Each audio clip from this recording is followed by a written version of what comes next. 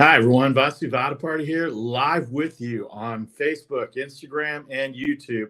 This is the VPartySports Podcast for this Tuesday afternoon, a little bit after 3 o'clock on the East Coast, 12 o'clock on the West Coast. Welcome into this Tuesday afternoon show. What a weekend we had in sports. We had the Daily Post yesterday. We didn't have a show yesterday with Martin Luther King Day.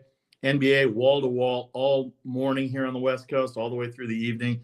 The NCAA, the Wildcard game in the NFL, which turned out to be a dud. We'll get to all that in a minute, but want to give you a shout out here. The next show that we'll have is Thursday, 6 o'clock Eastern, 3 o'clock Pacific. We'll preview the whole divisional weekend. The NBA, NCAA, NHL starts to swing into gear about halfway through each of the pro leagues in the NBA, NHL conference play, about 10 games in by the time this weekend rolls through. And then the Daily Post will be at 6 o'clock Eastern, 3 o'clock Pacific, every day weekday, 11 o'clock on the weekends, 8 a.m. on the West Coast. All right.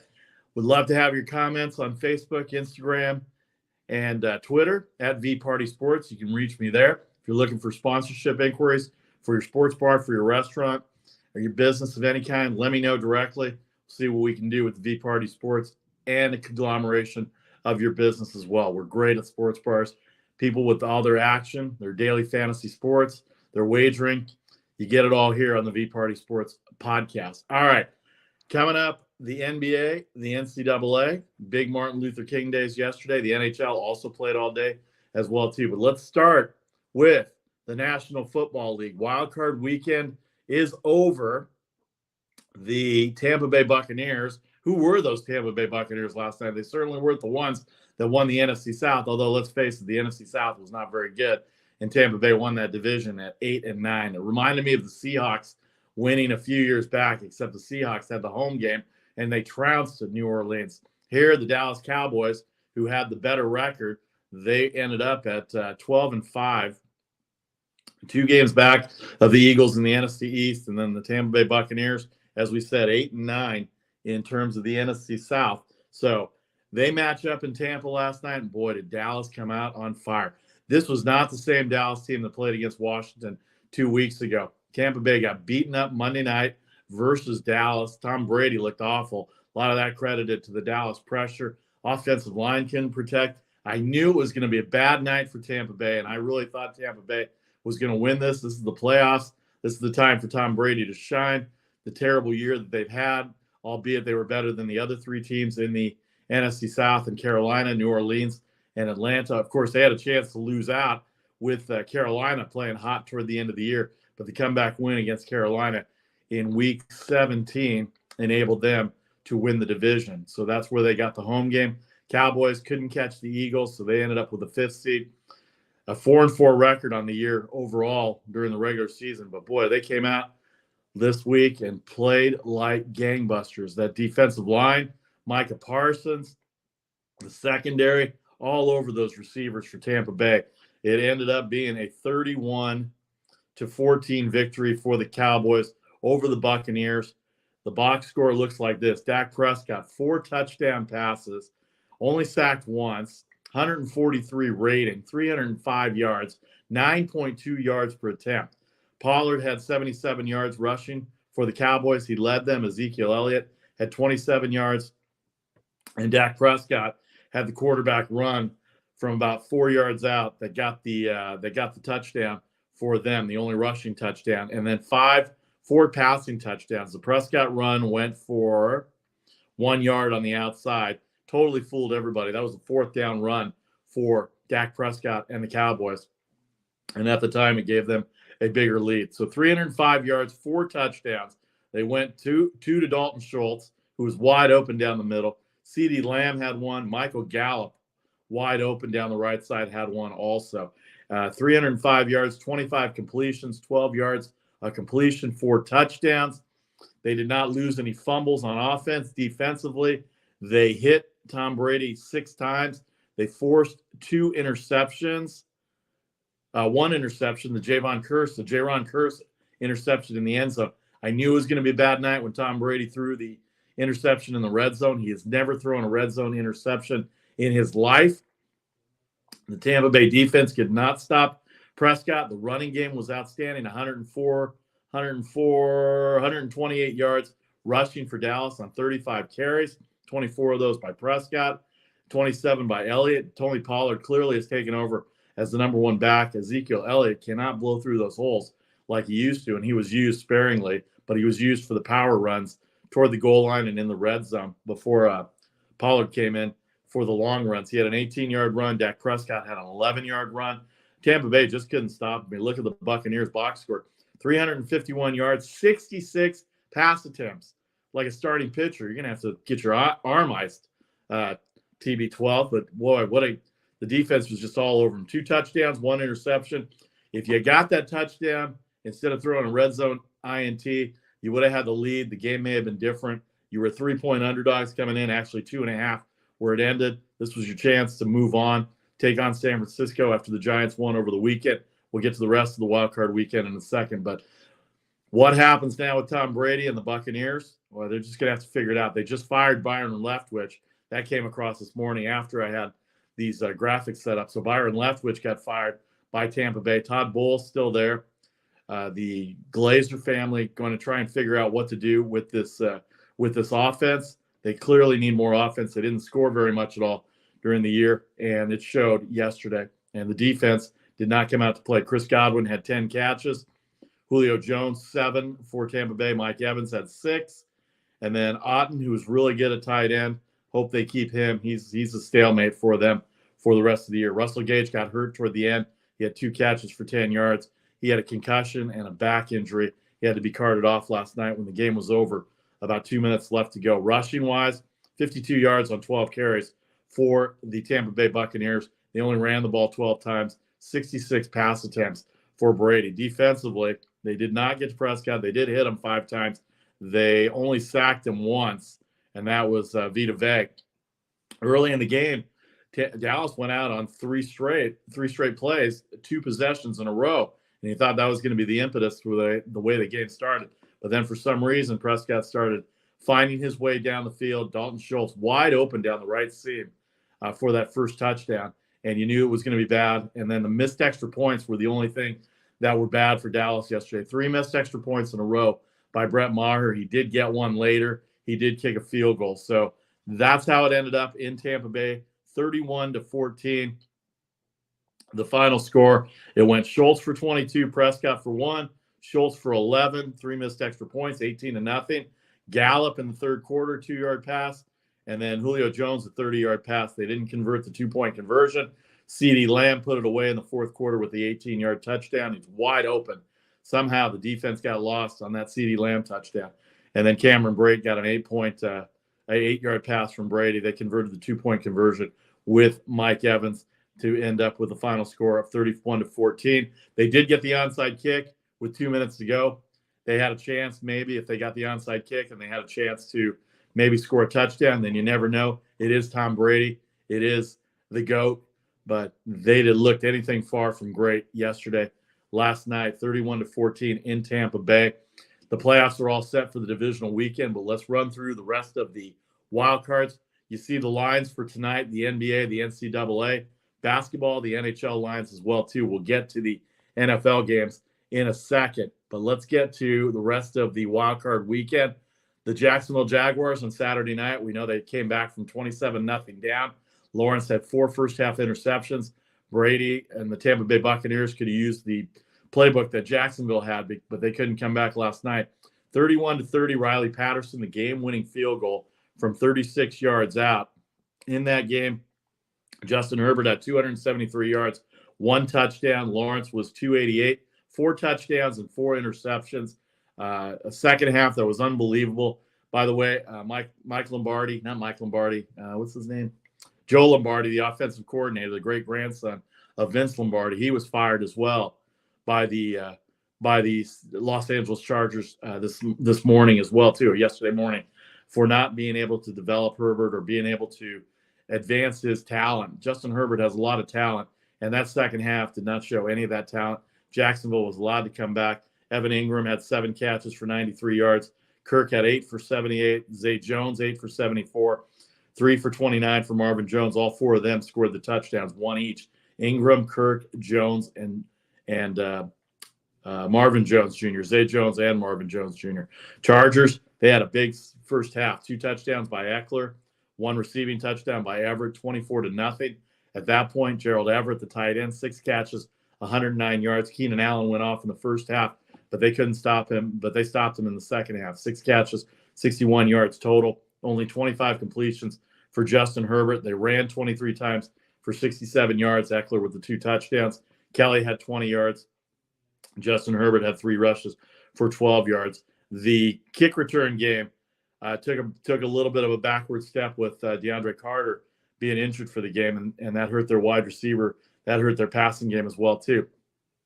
Defensively, Asante Samuel was outstanding. 3 interceptions for 20 yards.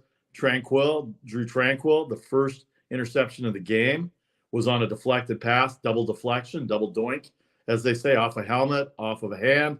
And Tranquill had it, and that gave the Chargers a 7-0 lead on the way to their 27-0 lead in the first half. But Jacksonville comes back and wins 31-30 over LA. The Chargers are eliminated, and Jacksonville moves on. San Francisco 49ers, they were down 17-16 at the half. Little nerves for Brock Purdy, the rookie quarterback, is now 6-0, 1-0 in the playoffs, 3 touchdowns passing, 1 rushing touchdown. McCaffrey, 119 yards rushing. Samuel, 6 catches, 133 yards with 1 touchdown. That 74-yard touchdown. The defense had 3 sacks and 1 interception. The interception was by Diamador Lenoir. 1 interception. That was late in the game when the game was already decided. But here's what the box score showed for the 49ers. Did not do very much in the first half. They got off to a 10-0 lead. But Seattle came back and give Pete Carroll, Geno Smith, what a year he's had, and DK Metcalf and Lockett, and they just didn't have the running game. But Purdy, 332 yards once he got going in the second half. 3 touchdowns, 1 rushing touchdown, 4 carries for 16 yards. McCaffrey had 119 yards. There's your key, Dallas. Stop McCaffrey, and then the other weapons fall in line. Samuel had 32 yards rushing as well, including a 22-yard run. Mason had 12 yards. Elijah Mitchell came back, 9 carries for 2 touchdowns. Receiving-wise, Mitchell and McCaffrey each got a touchdown out of the backfield, and then Deebo Samuel, 74-yard touchdown in the second half, started the 49er comeback and actually kept it going. 6 catches, 133 yards. Ayuk had a 31-yard pass play, 3 carries, 3 catches, 73 yards as well there too. Nick Bosa recovered a fumble.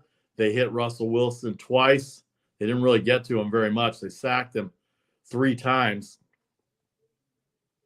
2 by Omenihu, and then 1 by Eric Armstead. The fumble, he caused the fumble that Bosa recovered. They were able to go in and score. So there you have it, the 49ers and the Seahawks, 41-23, Seattle.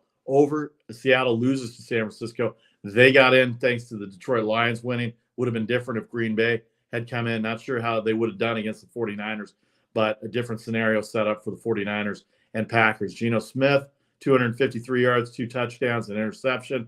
Walker, 63 yards. Smith was second in Dallas, and 13 yards. DJ Dallas, 13 yards, 104 yards rushing, and a touchdown. Metcalf was outstanding, 10 catches, 136 yards. But after that, it was Lockett for 6 carries, 6 catches, 39 yards. But they kept everybody in front of them, did the 49ers defense. 253 yards passing. They lost the fumble. That was the Geno Smith fumble late in the game that Bosa recovered, turned it into a touchdown. Defensively, they just got run over in the second half. No other way to say it. Punt returns, no punt returns for them. Jason Myers made a 56-yard field goal that gave them their last lead, 17-16 at the half. All right, so that's your Saturday wildcard results. The Jacksonville Jaguars, the San Francisco 49ers, they'll move on. Who else is in the wild card? Who else is in the wild card game Sunday, and who else is moving on? We'll have that story for you in about 30 seconds as the VPartySports Podcast continues for this Tuesday afternoon. Welcome in on Facebook, Instagram, YouTube, and Twitter. Love to see your comments. Look forward to hearing from you as well. You see the lines going across for Tuesday's action. We'll have our best bet segment for you as well. I'm Vasti Vadaparty. This is the VPartySports Podcast. We'll be back in 30 seconds with the rest of the NFL Wildcard Weekend.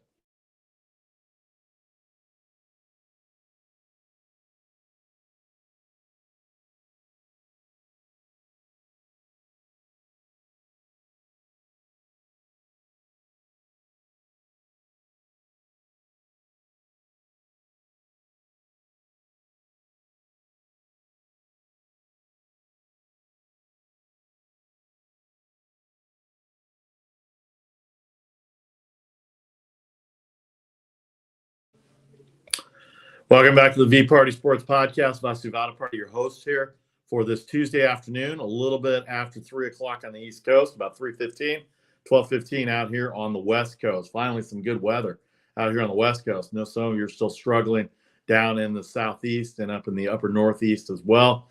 But we've got football weather going on this week. The Wildcard weekend took place.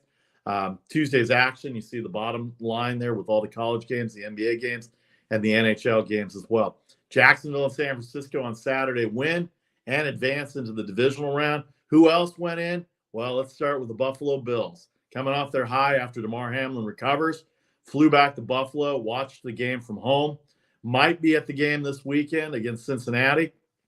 Don't want to give it away yet, but we don't know if he's going to be there or not, but what a lift that would be. The game against the Dolphins, a lot closer than a lot of people thought. Buffalo, a 14-point favorite as the line closed, 44.5. They win 34-31. Give credit to Mike McDaniel. Give credit to the Miami Dolphins. Skylar Thompson was in for a world of hurt, the third-string quarterback, but he played well. 220 yards, 1 touchdown, 2 interceptions. The first one, you looked like it was going to be a snowball when it was 3-0 Buffalo, and then the interception, the succeeding touchdown that got them a 10-0 lead by James Cook, a 12-yard run. Dawson Knox had the 7-yard touchdown. Actually, it was 14-0 to start the game by Buffalo, and it looked like it was going to be all Buffalo. Then Tyler Bass, a field goal from 33, made it 17-0. Sanders got a field goal from 40. Sanders got a field goal from 48. Sanders got a field goal from 37. Mike Gesicki, a 7-yard touchdown pass with the 2-point conversion after a Buffalo Bills turnover. In the red zone, Josh Allen threw a long pass. Xavier Howard made the play. He was able to run it back into Buffalo territory. That's when Gesicki got the 7-yard touchdown from Skylar Thompson and Tyreek Hill, the 2-point conversion, 17-17. Then Josh Allen turned the ball over again, and that led to another possession for Miami. They couldn't do anything with it, but then they kicked off, and then Tyler Bass got a 39-yard field goal at the half to make it 20-17. First play of the second half, Josh Allen fumbled in his own territory. Zach Seiler recovered it, 5-yard fumble return that made it 24-20. Then Beasley got a touchdown from 6 yards out. Gabe Davis from 23 yards out. What a catch that was if you saw it. Made it 34-24. And then Jeff Wilson got the touchdown at 10:53 to go in the fourth, 34-31. But Buffalo's defense was able to stiffen at that point. You look at the box score, Skylar Thompson, 220, a touchdown, 2 interceptions. Jeff Wilson, 23 yards rushing. He had the 1 touchdown, 10 carries. They only rushed for 42 yards on 20 carries. Really, the longest run of the day for that group was 8 yards. They even tried to incorporate Jalen Waddle and Tyreek Hill in that mix, but they couldn't get anything going. Waddle 1 carry for 8 yards. Tyreek Hill 2 carries for 5 yards. The funny thing about the whole day was Jalen Waddle and Tyreek Hill, they had drop passes. I have never seen that many drop passes in my life. Tyreek Hill was targeted 15 times, probably 3 drops. He had 7 catches for 69 yards. Salvon Ahmed, 3 catches for 45 yards out of the backfield. Jalen Waddle had 2 drops when they were moving down the field. 3 catches, 44 yards for him. And then Smythe Gesicki had the touchdown. Cedric Wilson Jr., 1 catch. Jeff Wilson Jr. for 1 catch. But outside of that, it was really nothing. 18 completions for 220 yards, 12 yards per reception. Targeted 42 times, but only 18 completions. That's not good. And they did have the 2 interceptions. Xavier Howard, Javon Holland's interception led them to make the game close again. And then from that point forward, it was a close game. Miami had a chance on 4th down. Don't know what they were thinking on 4th and 1. They used all their timeouts. Play clock ran out.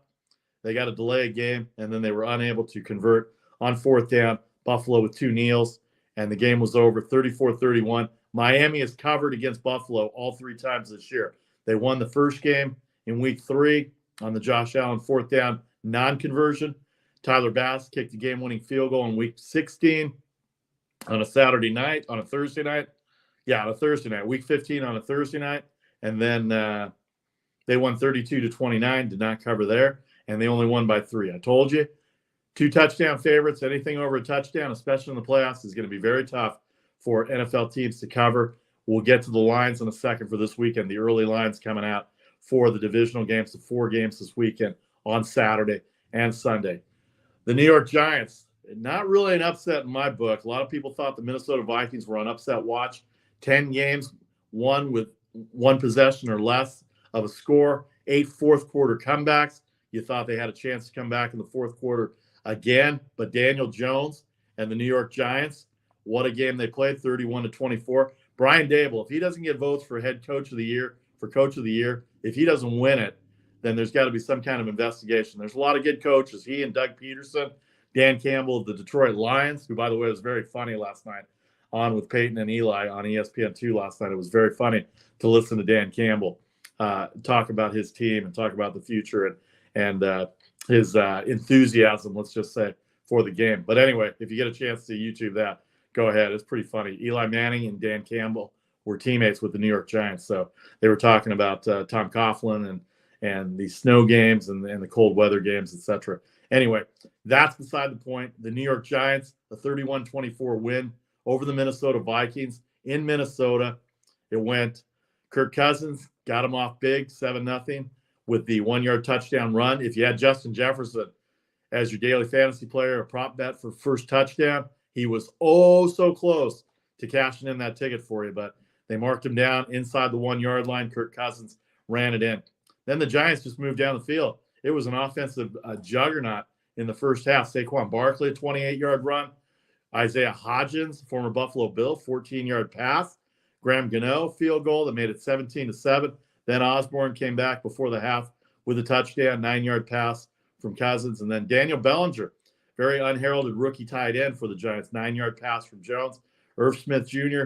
caught the touchdown from Cousins and made it 24-21. Then the field goal from Greg Joseph that tied it. Minnesota had a tough time with converting on third downs yesterday on Sunday because they had chances to score touchdowns, false starts, penalties, a weird 3rd-and-1 play where they tried to run a flea flicker with Justin Jefferson coming end around and throwing back to Cousins. A 3-yard loss forced them to punt. They had already been moving the ball. If they had gone down and scored there, it would have been something else. And then Saquon Barkley used all of his strength for a 2-yard run for the game-winning touchdown. Giants had to hold off the Vikings. 4th and 8 play. Cousins only goes 5 yards. The pressure got to him a little bit. Only able to get a 3-yard pass play. Turnover there. Timeouts were done. And the Giants move on as the 6th seed. Although a lot of people, again, like I said, myself included, thought that this was going to be not so much of an upset if the Giants did beat Minnesota, which they did. Going inside the numbers now with the Giants and the Minnesota Vikings, Daniel Jones, 301 yards passing, 78 yards rushing, 2 passing touchdowns, 15-yard run for his longest run. Isaiah Hodgins has become the number 1 guy, 8 catches, 105 yards. The touchdown from 18 yards out. Darius Slayton, 4 catches for 88 yards, including a long of 47 yards. Barkley had 5 catches out of the backfield and really came close to scoring a touchdown as well, too. Bellinger had the other touchdown, 2 catches for 17 yards. Field goals, it was they lost a fumble. They fumbled, but they did not lose it. So they were able to hold on to the ball as well, too. And field goals, let's see what we got here. Field goals, the kicking game was good. You had Graham Gano, 25-yard field goal, and then 4 extra points for him as well. So the kicking game was good, and the kickoff game was good as well, too, for the Giants. They held Minnesota to no kick return yardage because they've got a very, very, very, very good kick returner. They've got a very good kick return. I'm sorry, I'm just looking it up here as we're going along here. I want to see the Vikings kick returns. Kene Nwangu has already had a touchdown this year, but he was only limited to 1 return for 24 yards. And that's big, too, because then you start the Giants defense out deep in Minnesota's territory, the 25-yard line or behind, and that takes care of them, too. And they couldn't even get a punt return game going as well. Greg Joseph was good on field goals. He made the 38-yard field goal, but it was not to be. The Minnesota Vikings get upset 31-24. Giants a 3-point underdog. The game was at 48 for the total, 48.5. Game went over at 55 with the Barkley touchdown to close it out and to give the game winner to the Giants. So the Giants will move on to next weekend. The final game Sunday night, the Baltimore Ravens, they should have won this game. They had every opportunity to win this game. They lose to the Bengals 24-17. They've lost twice out of 3 times in playing them, division rivals. The game winner on a 98-yard fumble return by Sam Hubbard, the defensive lineman, when Baltimore was moving in for the lead. It was 17-17, and for some reason, Tyler Huntley tried to go up top with the rush above, jumping up above the line. Don't know how he was going to accomplish that. Looked like the running backs and the wide receivers, tight ends that were behind were going to push him from behind, but he went up high, and so they couldn't push him. The ball got knocked out, ended up in the hands of Hubbard, and before you know it, the big defensive lineman was chugging his way down, I say. 98 yards the other way for the go-ahead touchdown. Baltimore was +8 in this game. You figured that may do it for Baltimore, because if the Bengals get the ball again, they're moving the ball pretty well all day, but the Ravens defense was outstanding. They were able to hold Cincinnati to 24 points, 17 points on offense to 7 by Sam Hubbard. We go inside the numbers with the Bengals and the Ravens. Tyler Huntley, 226 yards, 2 touchdowns, 1 interception. J.K. Dobbins, 62 yards. Huntley had 54 yards. Gus Edwards had 39 yards. They didn't rush for any touchdowns. 155 yards rushing against the Cincinnati defense. I don't think they're going to worry too much about Buffalo rushing the ball on them, but you got to watch out for Josh Allen. When he's carrying the ball, that's a load. Mark Andrews, 5 catches, 73 yards. Demarcus Robinson had the long touchdown, 2 catches, 49 yards, 41 of it on the touchdown. J.K. Dobbins had the other receiving touchdown. He had 4 catches for 43 yards. Oliver, Edwards, Watkins, Justice Hill, they tried to get as well too, but they couldn't do that. 2 fumbles by the Ravens, 1 lost. That was the Huntley fumble. He also recovered the other fumble that was lost as well. Tyler Lindbaum fumbled as well too. So there you have it. The Ravens on their side, the Bengals, Joe Burrow, 209 yards. He was sacked 4 times. Ravens really put pressure on him. Look for Buffalo to do the same as well too. 209 yards, 1 touchdown. They didn't run the ball, only 51 yards, team rushing, 39 of it by Joe Mixon. Joe Burrow had the 4-yard touchdown. 1-yard touchdown, I believe it was. Let's see what we got here. Joe Burrow had the 1-yard touchdown run. He had a long of 4, and that gave the Bengals a 17-10 lead before Demarcus Robinson came back and tied the game up at 17, and then the fumble ensued. So the Bengals win, the Giants win, the Bills win. Saturday, the Jaguars win in unbelievable fashion, and the 49ers win. And then last night, the Cowboys win as well. So that sets it up for divisional weekend. The Jacksonville Jaguars, the Kansas City Chiefs, Saturday afternoon, 4:30 Eastern. Let's get to the lines here. We have all the NFL lines right now. Divisional weekend, Kansas City comes out as a 9-point favorite, 4:30 Eastern, 1:30 Pacific on Saturday on NBC. That's in Kansas City. They're the 1 seed. The 1 seed, the Philadelphia Eagles, they play Saturday night. They're going to host the New York Giants. 7.5-point favorites, 48 the total, 8:15 Eastern on Fox. And then on Sunday, Buffalo will host Cincinnati. Buffalo, an early 5-point favorite, 48 the total. That's at 3 o'clock on CBS, 12 o'clock on the West Coast. And then the San Francisco 49ers, reliving the old days. For somebody that grew up in the Bay Area, reliving the old days of 49ers Cowboys. Of course, they played last year. The 49ers beat them in overtime last year, 20-17, behind Garoppolo on their way to an NFC Championship run. After their ass kicking of Seattle last weekend in the second half, they're going to get a very hot Dallas Cowboys team. The line a little low. I thought this was going to be a 5-point spread for the San Francisco 49ers. This defense a lot different than the Tampa Bay defense. But 3.5 is the line for San Francisco. Dallas, the underdog coming in for Sunday, 46.5 the total. 6:30 Eastern on Fox Sunday afternoon, 3:30 out here on the West Coast. So there's your Saturday matchups and Sunday matchups for divisional weekend. The 2 winners of each conference will play the following Sunday in the conference championship. Let's see who's first here. The NFC championship game is first. The AFC championship game is second. And mind you, don't forget, I don't know if I have that graphic up, but if it ends up being Kansas City and Buffalo, that's the game, because Buffalo didn't have 17 games.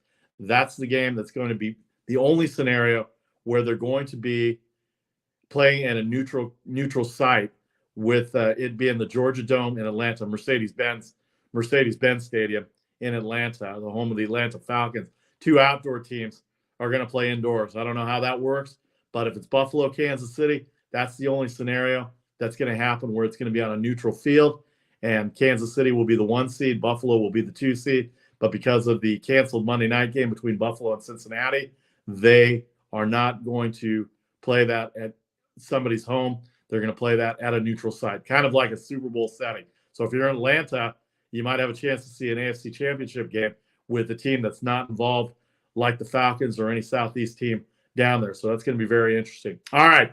When we come back, the NFL is all set for next weekend. We'll go in detail with the NFL divisional weekend on Thursday and Friday, and Saturday and Sunday as well. But the NBA, NCAA, NHL, a big Monday, Martin Luther King Day. We'll review that a little bit, and we'll talk NHL as well. We'll preview tonight's games, tonight's action, give you a couple of best bets to whet your appetite before the best bet segment this afternoon, 6 Eastern, 3 o'clock on Instagram, Facebook, and Twitter. I'm Vasi Vadaparty. This is the VPartySports Podcast for this Tuesday. You can reach me at VPartySports, and send me your comments. Send me what you thought about the weekend. Send me what you thought about the NBA, NHL, or NCAA basketball as well, too. Back in 30 seconds to wrap it up with the NBA, NCAA, NHL, and a couple of best bet segments.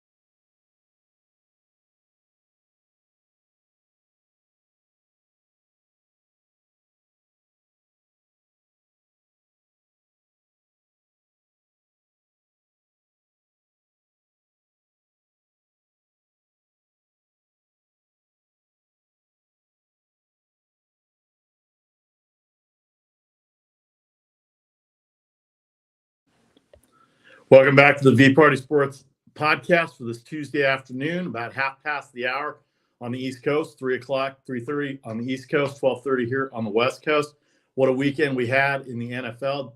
Wildcard weekend, Super Wildcard weekend is now over. We go into the divisional round. Once again, let me give you the divisional weekend setup. Kansas City, a 9-point favorite versus Jacksonville, 53. The total, Jacksonville beat the Chargers in comeback fashion Saturday night. They are the lowest seed. They will go play as the 1 seed Kansas City on Saturday afternoon at 4:30, 1:30 on the West Coast.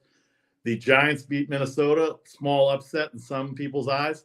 They will go play the number 1 seed, Philadelphia Eagles. They'll play for the third time this year. Philadelphia has won both games. 7.5 for the Eagles, 48 the total. That's at 8:15 Saturday night. Sunday, Buffalo Bills beat up on Miami a little bit. They did not cover 14. They won by 3. Too many mistakes by the Bills against the Dolphins. They play the Cincinnati Bengals, who really got shut down by the Ravens offensively. They're going to have to do better against the Buffalo defense, who ball hawks, and they're going to have to get pressure on Burrow. 48 the total. Buffalo, a 5-point favorite. 3 o'clock Eastern Sunday on CBS. And then San Francisco and Dallas, a glory matchup of yesteryear gone by. 49ers, a 3.5-point favorite after their win over Seattle. And then Monday night, Dallas really tore apart Tampa Bay. They go west now to take on the 49ers as a 3.5-point underdog, 46.5 the total. That game is 6:30 on Fox, 3:30 out here on the West Coast. So you're all set up for divisional weekend, Saturday and Sunday. Don't forget, we'll be back on Thursday. We'll give you a little taste each day, Thursday, Friday, Saturday of NFL divisional weekend, as the 2 winners of each conference will face in the conference championships the following Sunday, with the NFC going first and the AFC going second. All right, let's get to the NBA here a little bit.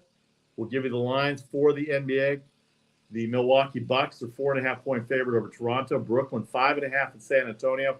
Denver, 6.5 versus Portland. And the Clippers, 1.5 versus Philadelphia.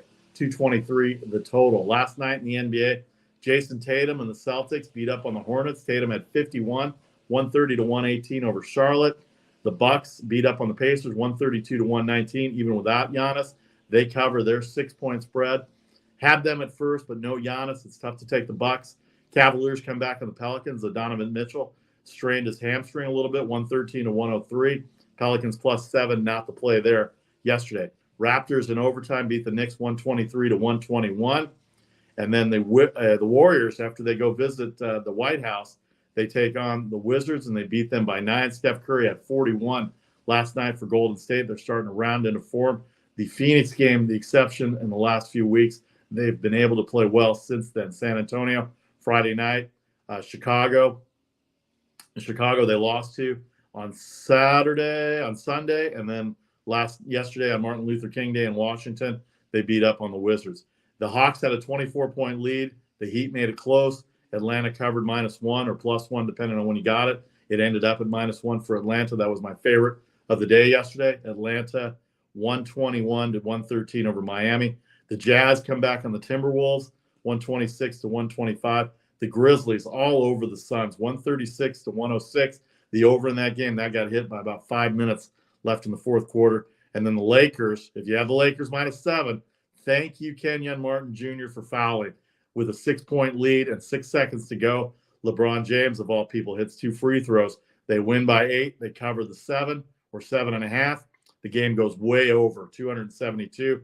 That was one of my picks yesterday. In fact, let me give you the scenario for Monday, the new week 3 of the year. 0-1 in the NFL, 4-2 in the NBA, 1-3 in college basketball, 2-0 in the NHL. We'll hit college basketball in a second, but overall 7-6 for the day.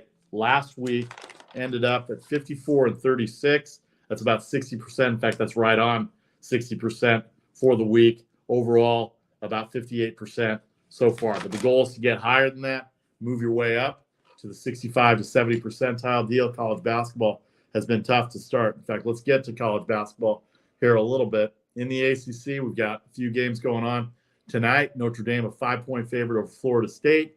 North Carolina, 14-point favorite over BC. North Carolina State, 6-point favorite at Georgia Tech. And Wake Forest, a 3-point favorite against Clemson Saturday. Monday, Miami barely beat Syracuse. They were a 7-point favorite, 82-78 the final there. Saturday, NC State in overtime over Miami. So Miami had a big weekend this weekend. North Carolina all over Louisville. Pitt beat Georgia Tech. They're very good in the ACC. Keep an eye on Pitt as the ACC conference goes on. Virginia did not cover 10 against Florida State. They won by 9 against the Seminoles. Clemson, a 1-point underdog against Duke. Duke is not as good as they were the last few years. Clemson's very good. They beat Duke in comeback fashion on Saturday evening. Syracuse did not cover 5.5 against Notre Dame. Notre Dame 78-73. Syracuse over Notre Dame. Wake Forest 85-63 over Boston College. So there you have it for the ACC. Moving on to the American, we've got one game in the American.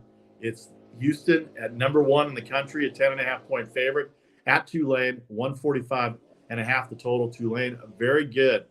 Recapping the weekend, Memphis beat Temple 61-59, and South Florida over East Carolina as an underdog, 81-70. The Big Ten, one game today is Wisconsin and Purdue. Wisconsin, a 3.5-point favorite, 129.5 yesterday. In the Big Ten, Purdue came out with a victory against Michigan State. Illinois, a big win over Minnesota, 78-60. Sunday, 3 games. Michigan beat up on Northwestern, covered that game. Rutgers covered Ohio State, 68-64, and Maryland loses to Iowa. Saturday, Wisconsin got blown out by Indiana, 63-45 in that game. Wisconsin, a 5-point underdog, did not have one of their big guys there. Big 12, Kansas, 1.5-point favorite at Kansas State. That's a big rivalry. Kansas and Kansas State, both teams playing well. Number 2 versus number 13. Kansas State got beat up on Saturday by TCU, 82-68. Oklahoma, 1-point win over West Virginia. Kansas, 62-60 over Iowa State. Iowa State covered +7. Oklahoma State got beat up by Baylor. This is the first week Baylor has not been in the top 25 since 2013. 365 weeks, 365 weeks, I think I read, where Baylor has not been in the top 25. And then Texas got a 2-point victory over Texas Tech. They did not cover. So Kansas at Kansas State, Iowa State hosting Texas, a 2.5-point favorite there. And then Texas Tech -2 versus Baylor. That's in the Big 12. Big East, only one game. Creighton, a 7-point favorite at Butler yesterday in the Big East. Villanova, only a 4-point win over Georgetown. Georgetown still hasn't won a conference game in nearly 16 months, and it's been very tough on them, but they cover the 14.5 against Villanova, who has not played well this year to begin with, but they were able to get the win in comeback fashion. They were down 6 at one point to Georgetown late in that game. Sunday, UConn got upset by St. John's, a 14-point favorite, 85-74, and then Xavier, a 3.5-point favorite over Marquette.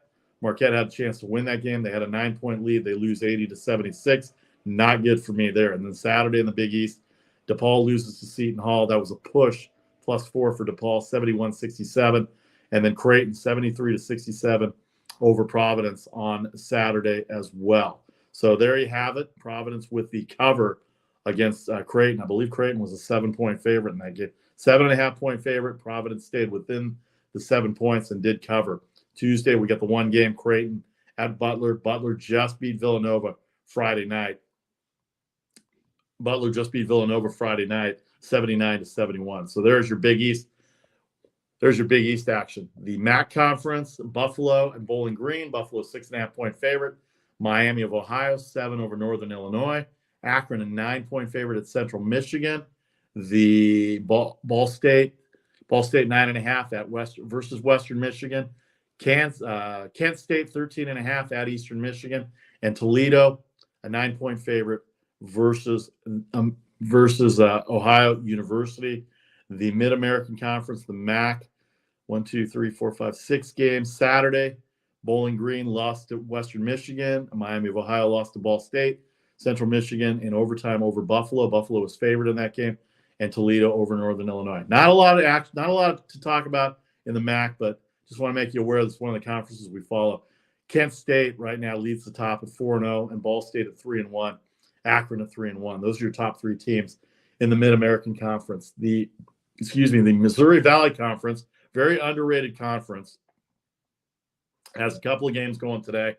Valparaiso, a 3-point favorite over University of Illinois Chicago. Southern Illinois, who leads that conference, they are very good. They're 6-2 along with Belmont and Indiana State, who lost over the weekend. They're all 6-2 fighting it out in the Missouri Valley Conference. Belmont, a 7-point favorite versus Murray State. 143 the total. Murray State at 5-3 in the conference. They just moved into the conference, both Belmont and Murray State. But it's a very interesting scenario for the Missouri Valley Conference. They're a very underrated conference. Sunday, Missouri State held off Indiana State, one of the big wins for Missouri State on Sunday. And then Saturday, Murray State with a big win, Valparaiso big win, Belmont by 4 over Northern Iowa. They covered the 3. Belmont's very good. I've had them twice in my best bet section, so keep an eye out on Belmont as we get closer to February and March. Southern Illinois over Illinois State. They lead the conference. And then Drake by 25 over Bradley. Drake's very good as well, too. Drake right now is 5-3. They're a game back in the Missouri Valley Conference. So not a lot. We don't talk a lot about the Missouri Valley Conference, but just wanted to give you a heads up that they're part of the deal here in terms of wagering and action. And, hey, all games pay 110, as I always tell people. So it doesn't matter who you take. It could be the number 1, number 2, or it could be number 125 against number 126. The Mountain West Conference, a few games today. Boise State, 5.5 over UNR. Utah State, 7 over UNLV. Air Force, 4.5 versus Wyoming. And New Mexico, a 10-point favorite versus my Spartans, San Jose State. That game will be 9 o'clock on Fox Sports 1 tonight. That's part of a doubleheader that Fox Sports 1 has. Creighton and Butler will be the first game of that doubleheader. But the Mountain West, Saturday, Colorado State covered a 5.5 against UNLV with a win in overtime. Air Force beat Fresno State by 3 in a low-scoring game. New Mexico upset number 23 San Diego State as an 8-point underdog, 76-67, and then Wyoming 85-68 losers to Boise State. Standings-wise, For those of you that don't follow these conferences, I know most of you know the big ones, the power conferences. Nevada at 5-1, Boise State at 4-1, San Diego State 4-1, and then New Mexico, Utah State, San Jose State at 3-2. Those are the top half of the brackets. Air Force at 2-3 tonight, and then that's followed by Colorado State, who got the big win over UNLV the other day. UNLV is starting to slump a little bit, even though they're near the top, or UNLV is near the bottom now at 1-4. So maybe the real UNLV coming out in Wyoming 0-5 in conference play. All right, the SEC, the last conference we'll hit, is like this. The SEC has 4 games tonight. Good matchups. Mississippi is a 6-point favorite at South Carolina, 129.5. Tennessee, who lost to Kentucky at home, is an 11-point favorite, got upset by the Wildcats at home. 6-point favorite at Mississippi State. Alabama, 8.5-point favorite versus Vanderbilt at Vanderbilt. Alabama may be the best team in the country. Right now, they are number 4 in the rankings, 154.5 the total. And Kentucky, 11-point favorite versus Georgia, 133.5. Georgia just came up with a big victory. They beat Ole Miss on the road, 62-58 as an underdog. Told you about the Kentucky-Tennessee game. Vanderbilt upset Arkansas, 97-84. Florida ended up covering. They were down big to Missouri to start, but they ended up covering 73-64 over Missouri. Alabama by 40 over LSU, 106-66. Texas A&M by 41 over South Carolina, and then Auburn, a 6-point victory against Mississippi State. Don't foul at the end of the game when you're trying to cover 7.5 points. I know that doesn't matter to them, but that was my game, 7.5 points. Auburn gave up 2 free throws at the end and could not do anything about it. 69-63, the final score, Auburn over Mississippi State. So there's your college basketball for Tuesday. Let's hit the hockey here a little bit before we get out of here. Minnesota, 130 at Washington, 6 the total. Toronto versus Florida, 175, 6.5 there. Winnipeg, 255 at Montreal, 6 the total. Philadelphia and Anaheim, 205 for Philadelphia, 6 there. 210 for Nashville versus Columbus, 6.5. Buffalo, 180 at Chicago, 6.5 there. Detroit, 130 at Arizona, 6 there. Edmonton, 180 versus the Red Hot Kraken, though they lost yesterday at home to Tampa Bay. Back-to-back nights for Seattle, 6.5 the total. The home teams are favored by 125. Net difference in goals, that's your grand salami, is at 50.5 for the number of games that are there. That sounds about right. 1, 2, 3, 4, 5, 6, 7, 8. 8 games, 50.5 your grand salami. Total number of goals, either pick over or under in terms of that. All right, so that's your NHL. Monday, we go back a little bit on Monday, a full schedule. Boston's red hot. They shut out Philadelphia. Florida Panthers beat Buffalo 4-1. Avalanche 6-3 over the Red Wings. New Jersey Devils, they are red hot. They got a goal with 9 seconds left to tie the game, and then won in the shootout, 4-3 over the Sharks. Told you about the Lightning and the Kraken. Lightning 4-1 over Seattle. 2 empty net goals with the difference in that game for the bigger difference. Stars 4-0 over Vegas. The Rangers 3-1 over Columbus. The Penguins in overtime over the Ducks 4-3. The Capitals in overtime over the Islanders 4-3. Nashville 2-1 over Calgary. Calgary is favored in that game. And St. Louis got a 2-1 victory over Ottawa. So a big day of Martin Luther King Day of hockey, NBA, college basketball. The Wildcard game last night in Tampa Bay where the Cowboys won. The NFL weekend had a big weekend with San Francisco, Jacksonville winning Saturday. The Buffalo Bills, the New York Giants, Cincinnati Bengals all winning Sunday, and, of course, Tampa Bay Monday. It's all set up for next weekend. Kansas City, Jacksonville, Philadelphia, and the Giants for the 3rd time this year. That's Saturday. Buffalo, Cincinnati, Sunday. San Francisco, Dallas, Sunday evening as well, too. Don't forget, we'll be back on Thursday, 6 Eastern, 3 Pacific, an NFL preview of the divisional weekend. More NBA previews, a little recap of Tuesday and Wednesday's NBA action, NCAA as well, too. You get into the weekend conference play. Saturdays are always big in the NCAA. And then the NHL continues its season. The NBA and NHL about halfway through their season. The Daily Post every day during the week, 6 Eastern. Sponsorships are available. Contact me directly through YouTube, Facebook, Instagram, and Twitter. You can get me at VPartySports. I'm Vasti Vadaparty. That is the VPartySports Podcast for this Tuesday. Have a great day. Don't forget the Daily Post at 6 Eastern, 3 Pacific on Instagram, Facebook, and Twitter. I'll have your best bets segment. Right now, before I leave you, I'm going to give you a couple of best bets to go with, and then I'll give you the rest on the Daily Post at 6 Eastern. Tonight in college basketball, Utah State, they are going up against UNLV. We saw UNLV struggling at 1-4, 7-point favorite for Utah State. Lay the big dollars on Utah State. And then I know Houston's number 1 in the country, but Tulane's at home, and they played well. They're a 10.5-point underdog against a very good Houston Cougar team, but Tulane is very good.